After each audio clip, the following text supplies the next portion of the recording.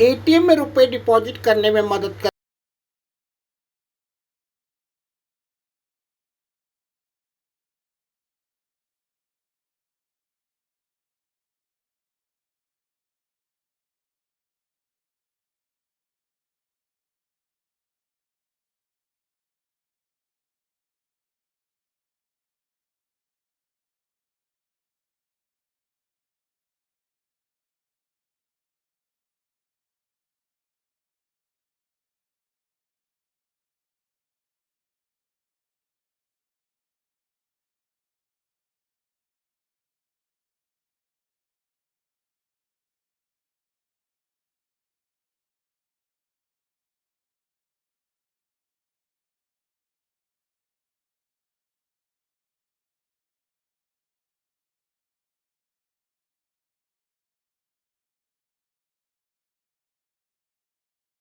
स्टेशनों समेत मुंबई के उपनगरों में भी करीब 11 से ज़्यादा मामले दर्ज हैं।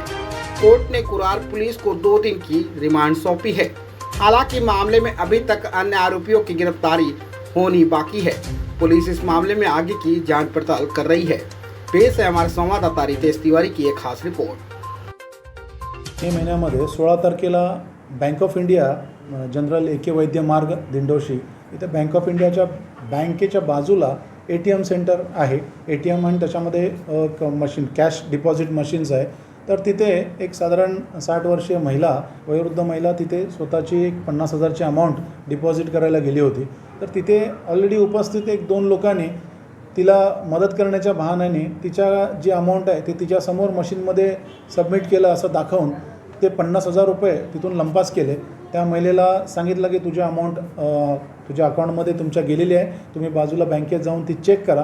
तर त्याप्रमाणे ती महिला बाजूच्या बँकेत जाऊन तिने जे पासबुक आहे ते चेक केलं तर त्याच्यामध्ये तिची अमाऊंट आलेली नव्हती।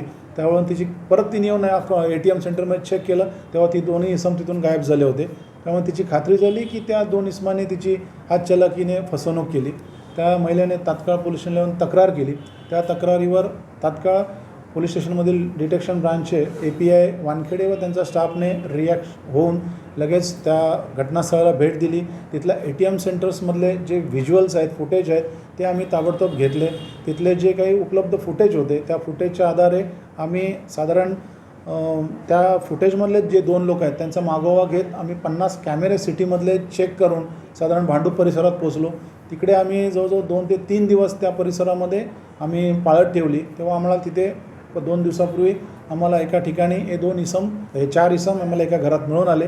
तेव्हा आम्ही त्यांना तात्काळ तिथे ताब्यात घेऊन त्यांना गुन्ह्याबद्दल माहिती घेतली। तेव्हा त्यांनी या गुन्ह्याची कबुली दिली।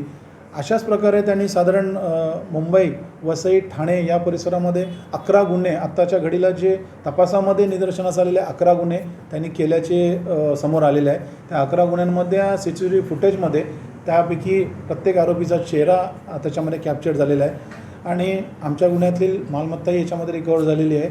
आणि हे एक आंतरराज्यीय टोळी आहे। ही साधारण हे मूळचे बिहारचे राहणारे आहेत। बिहारमधून हे अशाच कामासाठी एकत्र येतात मुंबई किंवा इतर मेट्रो सिटीजमध्ये आणि तिथे अशा प्रकारे कॅश डिपॉझिट सेंटरमध्ये जाऊन वयोवृद्ध किंवा विकलांग लोकांच्या असहाय्यतेचा फायदा घेऊन त्यांच्याकडची रक्कम फसवून ताब्यात घेतात आणि पळून जातात।